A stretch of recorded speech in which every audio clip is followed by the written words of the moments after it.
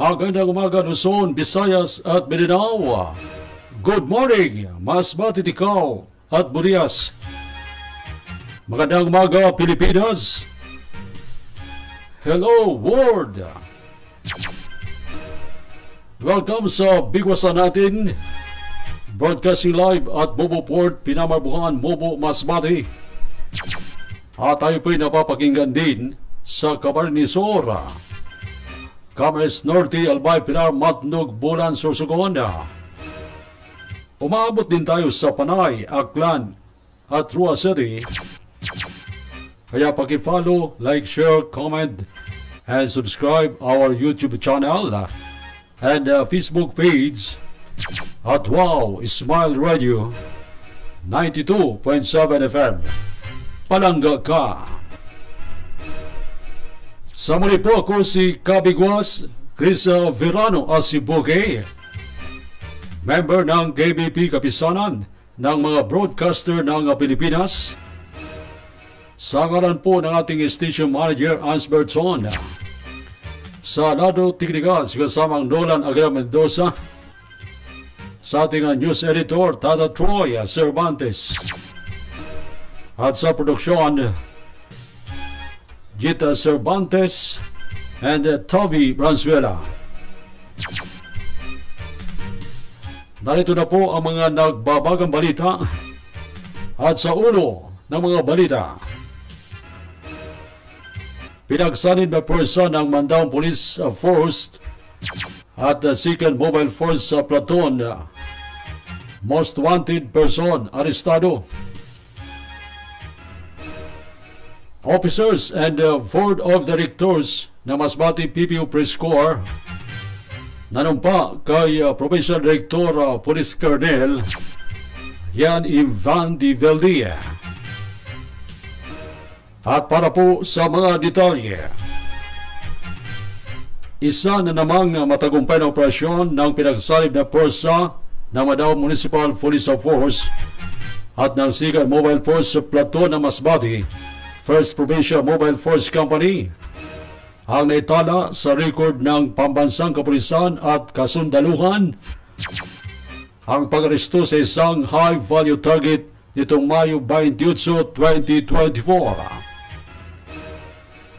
Kinilala ang rank number 9 most wanted person na si alias Jojo Royo na inaresto sa bisa ng warrant of arrest na inisyu ng Regional Trial Court 5th Judicial Region Branch 46, Masbate City. Ang mapagpasyang aksyon na ito ay naganap sa eksaktong alas 4:30 ng hapon kasunod ng malawakang pagpaplano at koordinasyon sa mga ahensyang nagpapatupad ng batas.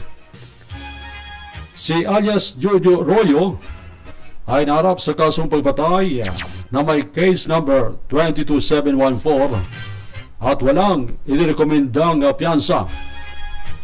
Ang sunod-sunod na mga matagumpay na operasyon ng kapulisan at kasundaluhan sa pamunuan ni Masbate Provincial Director Police Colonel Yan M. Van de Vilde ay bahagi ng patuloy na pagsisikap at dedikasyon upang mapanatili ang isang ligtas, mapayapa at maayos na komunidad.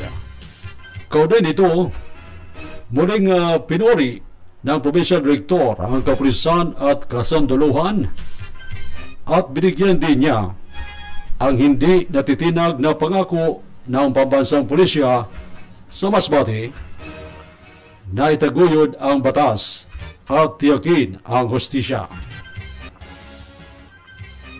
Nakakulong na ang suspek sa lokal na pita ng Mandaue Police Station para panagutan ang kasong pagpatay.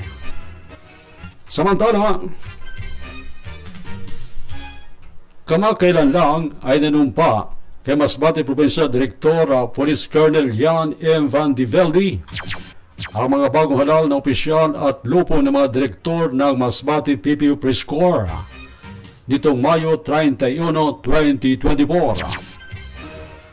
Ang inyong lingkod na si Chris Bigwas Verano Asibuke ay nahalal bilang Pangulo habang ang Vice Presidente ay si Hinar Magbuhos ng GMA, Secretary Eileen Tualia Panuyas ng Alab Masbate, Treasurer Lady Lim ng radyo natin, auditor naman si Joselito E. Cortez ng Masbate News Network, PIO Hill Rivera ng 95.9 FM DYME.